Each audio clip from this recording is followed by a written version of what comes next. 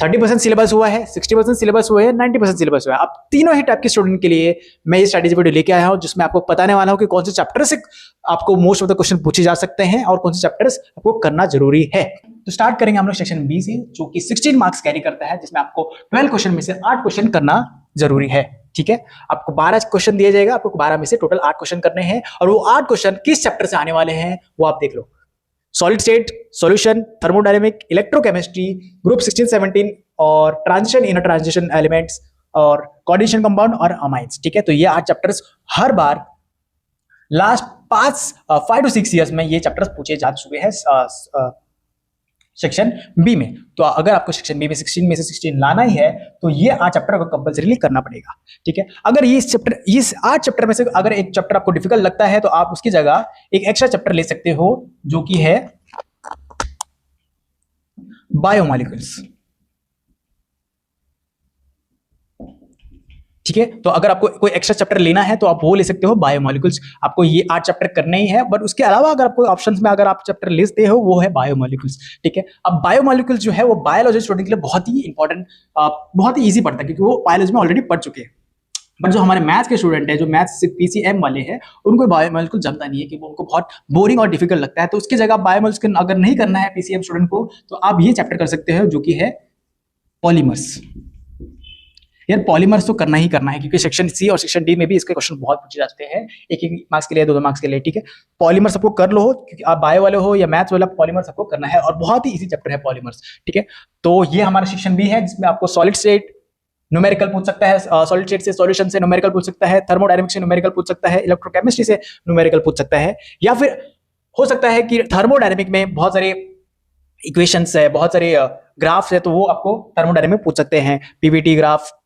ठीक है, इलेक्ट्रोकेमिस्ट्री में एक क्वेश्चन तो हमेशा देखा गया है कि इलेक्ट्रोकेमिस्ट्री में जो ई नॉट शेल है, स्टैंडर्ड इलेक्ट्रोड पोटेंशियल, उस पर भी क्वेश्चन हर बार मोस्टली पूछा जाता है। ठीक है, तो यहाँ पे इलेक्ट्रोकेमिस्ट्री 16-17-18 ग्रुप में एक ट्रेंड तो आएगा, 1 मार्क्स का एक ट्रेंड तो आएगा। कौन सा? 16-17-18 में एटॉमिक रेडियस हो या आयोनिक रेडियस हो या फिर इलेक्ट्रॉन गेन एंथैल्पी हो, एक ना एक उसका ट्रेंड तो आएगा। मतलब आपको जितने भी ट्रेंड दिखते हैं ग्रुप 17-18 चैप्टर में आपको करना है।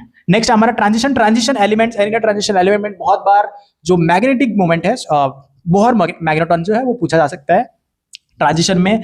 bm equals to under root something something n into n plus 2 जो फॉर्मूला है वो उस पर न्यूमेरिकल्स पूछा जा सकता है। ठीक है, और इसमें भी ट्रेंड्स कभी कभार पूछ सकते हैं। ठीक है, नेक्स्ट है coordination compound, complex questions, complex compound जो रहता है उस पर भी न्यूमेरिकल आपको पूछ सकता है। अगर आपको ऑर्गेनिक जमता नहीं है तो आप अमाइंस अकेला एक ऑर्गेनिक पार्ट है जिसमें आपको इसमें पूछा जा सकता है। तो अगर आपको ऑर्गेनिक चैप्टर जमता नहीं है तो आपके लिए ये एक फायदा है। ठीक है, उसके बाद मैंने जैसे बताया कि पॉलीमर्स आपको करना है ऑप्शंस में, या फिर बायोमॉलिक्यूल्स अगर पीसीबी वाले हो, अगर मैथ्स वाले हो तो पॉलीमर्स। ठीक है, नेक्स्ट है हमारा सेक्शन सी, जो कि one of the important section है, जो कि 24 मार्क्स कैरी करता है और जिसमें आपको 8 क्वेश्चन करने हैं। टोटल 12 क्वेश्चन रहेंगे और इसमें आपको भी इसमें भी 8 क्वेश्चन करने हैं। ठीक है, तो अब वो कौन से चैप्टर है जो आपको सेक्शन सी में करना जरूरी है? सबसे पहले आता है हेलोजन डेरिवेटिव, ऑर्गेनिक पार्ट है बट इजी है। ठीक है, नेक्स्ट है पॉलीमर, बहुत इजी चैप्टर है और ये भी ऑर्गेनिक में है। तो ये स्टार्टिंग के 2 चैप्टर आपको ऑर्गेनिक के करना ही करना है। ठीक है, नेक्स्ट है थर्ड फिजिकल केमिस्ट्री में थर्मोडायनेमिक आता है, इलेक्ट्रोकेमिस्ट्री आता है, ग्रुप 16-17-18 जो कि सेक्शन बी में भी आ चुका है। तो ये सेक्शन बी में भी आपको वही करने हैं, 3 चैप्टर करना है। उसके बाद सेक्शन 6 और ये क्वेश्चन 6 और क्वेश्चन 7, 1 2 3 4 5, तो ये जो 5 चैप्टर है कौन सा? थर्मोडायनेमिक्स, इलेक्ट्रोकेमिस्ट्री, ग्रुप 16-17-18, ट्रांजिशन और कोऑर्डिनेशन कंपाउंड, यही चैप्टर्स तो हमने सेक्शन बी में देखा। सेक्शन सी और सेक्शन बी में ये 5 चैप्टर करने की जरूरत है। नेक्स्ट जो हमारा नया चैप्टर आता है वो अल्कोहल, फिनॉल, ईथर। ठीक है, तो ये नया वापस एक ऑर्गेनिक चैप्टर ऐड हो चुका है यहाँ पे, जो कि आपको करना जरूरी है। तो 3 ऑर्गेनिक के चैप्टर्स कौन से हैं? हेलोजन डेरिवेटिव, पॉलीमर्स और अल्कोहल। ठीक है, तो ये 3 चैप्टर आपको करने ही करने हैं। ऑर्गेनिक केमिस्ट्री में जो 3 चैप्टर है, हेलोजन डेरिवेटिव, पॉलीमर्स और अल्कोहल फिनॉल, अगर आपको प्रॉब्लम क्रिएट करता है तो आप एक काम कर सकते हो कि लास्ट के जो 5 ईयर क्वेश्चंस है वो आप अच्छे से प्रैक्टिस कर लो, या फिर सॉल्व एग्जांपल जो आपके टेक्स्ट बुक में है वो अच्छे से अगर प्रैक्टिस कर ले तो आपका जो बोर्ड्स में जो ये जो 3 चैप्टर है आपका अच्छे से क्लियर हो जाएगा। ठीक है, तो ये जो 8 चैप्टर है आपको करने ही करने हैं अगर आपको अच्छे मार्क्स लाने हैं सेक्शन सी में, तो जो आपको 24 मार्क्स कैरी करता है। अब इसके अलावा जो एक्स्ट्रा एक ऑप्शन चैप्टर आपको लेना चाहिए वो है चैप्टर 9, जो कि वो है एल्डिहाइड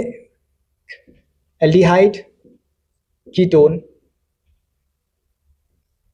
एल्डिहाइड कीटोन भी one of the important chapter है जो कि आप ऑप्शन में ले सकते हो। अगर आपको ऑर्गेनिक पार्ट नहीं करना है तो इसके अलावा एक एक्स्ट्रा चैप्टर जो है वो आयोनिक इक्विलिब्रियम कर सकते हो, जो कि 3 मार्क्स में पूछा जा सकता है सेक्शन सी में। ठीक है, तो ये 8 चैप्टर आपको करने हैं सेक्शन सी में, ताकि आप अच्छे मार्क्स सिक्योर कर सको। ठीक है, आगे बढ़ते हैं सेक्शन डी की तरफ। सेक्शन डी में जो है 12 मार्क्स का, और उसमें आपको टोटल 3 क्वेश्चन करने हैं। टोटल 5 क्वेश्चन में से आपको ऑप्शन दे रहेंगे, उसमें से आपको 3 क्वेश्चन कोई भी करने हैं। सेक्शन डी जो है ऐसा सेक्शन है जो कि उसमें प्रॉपर क्वेश्चन नहीं आएगा। जैसे अगर हम इलेक्ट्रोस्टैटिक्स ले, इलेक्ट्रोकेमिस्ट्री ले, तो पूरे 4 मार्क्स के पूरे 4 के 4 मार्क्स इलेक्ट्रोकेमिस्ट्री की नहीं आएंगे। हो सकता है ऐसा है कि 2 मार्क्स का इलेक्ट्रोकेमिस्ट्री और 2 मार्क्स का केमिकल काइनेटिक्स आ जाए। ठीक है, या फिर ऐसा हो सकता है कि 4 मार्क्स का अगर क्वेश्चन है तो 3 मार्क्स, 2 मार्क्स का एक केमिकल रिएक्शन हैलोजन डेरिवेटिव से आ जाएगा, या फिर 2 मार्क्स का केमिकल रिएक्शन पॉलीमर से ड्रॉ करने के लिए आ जाए। ठीक है, तो आपको प्रॉपर एक क्वेश्चन नहीं आएगा 4 मार्क्स में, हो सकता है उसमें 2-3 क्वेश्चन ऐड हो जाए।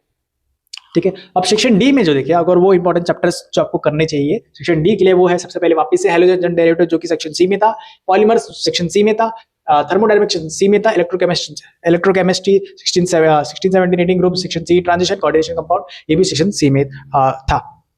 ठीक है, अब एक और चैप्टर ऐड करो जो कि सेक्शन बी में था, वो सॉलिड स्टेट।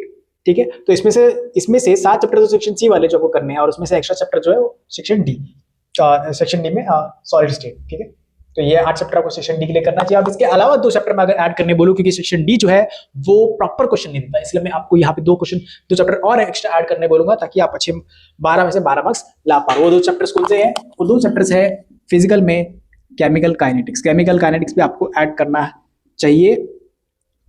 ठीक है, केमिकल काइनेटिक्स आप ऐड कर लो 9 चैप्टर, जो कि आपको ऑप्शन में रखना चाहिए। ठीक है, इसके बाद अगर हम एक और चैप्टर ले, वो रहेगा 10 चैप्टर, जो हमने सेक्शन सी में भी देखा था, वो है एल्डिहाइड कीटोन।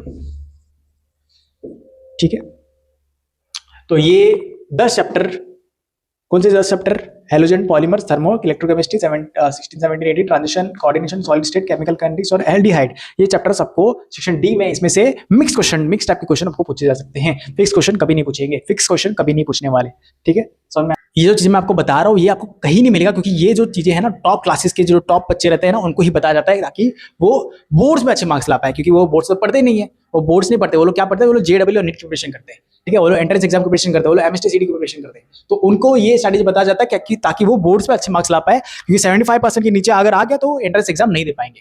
तो ये जो मैंने आपको बताया section D, section C, section B में ये क्वेश्चन आपको ये चैप्टर्स आपको करने चाहिए, ताकि आप अच्छे मार्क्स सिक्योर कर पाए। ये बहुत कम बच्चों को बताया जाता है, एक बंद कमरे में बहुत लिमिटेड बच्चों को बताया जाता है। ठीक है, अब ओवरऑल अगर देखिए जो चैप्टर्स आपको पूछे जा सकते हैं पूरे केमिस्ट्री में आपको करने की जरूरत है, वो चैप्टर्स है सबसे पहले halogen derivatives, polymers, thermodynamics, electrochemistry 16, 17, 18, transition, coordination compound, solid state, chemical kinetics, aldehyde, जिसमें से 3 ऑर्गेनिक कौन से हैं?